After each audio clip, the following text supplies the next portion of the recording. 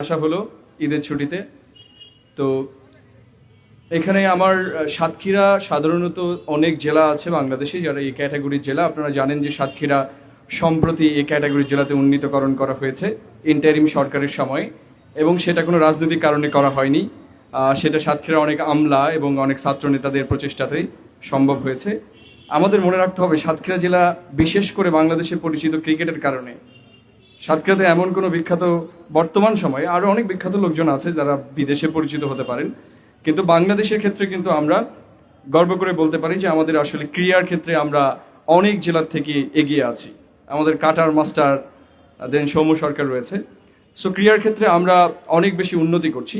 সাথে সাথে সাতক্ষীরার একটা ব্যাকড্রপ আছে, সেটা হচ্ছে যে আমি যেহেতু ঢাকাতে দেখেছি আমাদের ছেলে মেয়েরা বা আমাদের ছোট ভাইরা কম বড় বড় প্লেসমেন্টে এখন যাচ্ছে। আমি যদি দেখি যে আমাদের সীমান্তবর্তী যে অঞ্চলগুলো রয়েছে সেখানে প্রচুর পরিমাণে মাদক দ্রব্য চোরাচালান হয়, এবং এটা বলা যায় যদি আমরা সমীকরণ করি তাহলে বাংলাদেশের মধ্যে টপ 3-এর মধ্যে একটা, ঠিক আছে, এবং প্রচণ্ড পরিমাণে এটা পাওয়া যায়। আমার এলাকাতে তো আরও বেশি, একেবারেই আমরা সীমান্তবর্তী। আমি একটু আগে দেখলাম যে এটাও ভারতের সীমান্তবর্তী এলাকা। তো সেই সব ক্ষেত্রে কিন্তু দেখা যাচ্ছে যে আমাদের ছেলেমেয়েরা অনেক ছোট্ট বয়সে এডিক্টেড হয়ে যাচ্ছে এবং প্রচুর পরিমাণে এখানে চোরাচালান হয়। আমি প্রায়ই নিউজ দেখি। সেটার বাইরেও আমি যেটা বলবো সেটা হচ্ছে যে সাতক্ষীরা জেলার যতটুকু উন্নয়ন হচ্ছে বা হয়েছে ভবিষ্যতে, সেটা এরকম কোনো ফাউন্ডেশনের কারণে হয়েছে।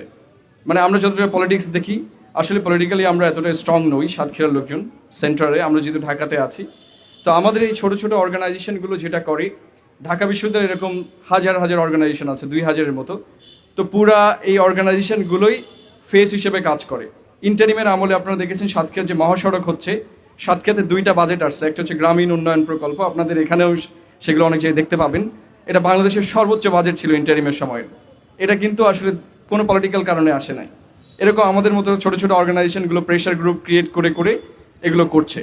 ফলে দেখা যাচ্ছে আমাদের মতো যারা অনুন্নত জেলা রয়েছে তাদের উন্নয়ন করার একটাই শর্ত হচ্ছে যে আমাদেরকে অর্গানাইজ থাকা।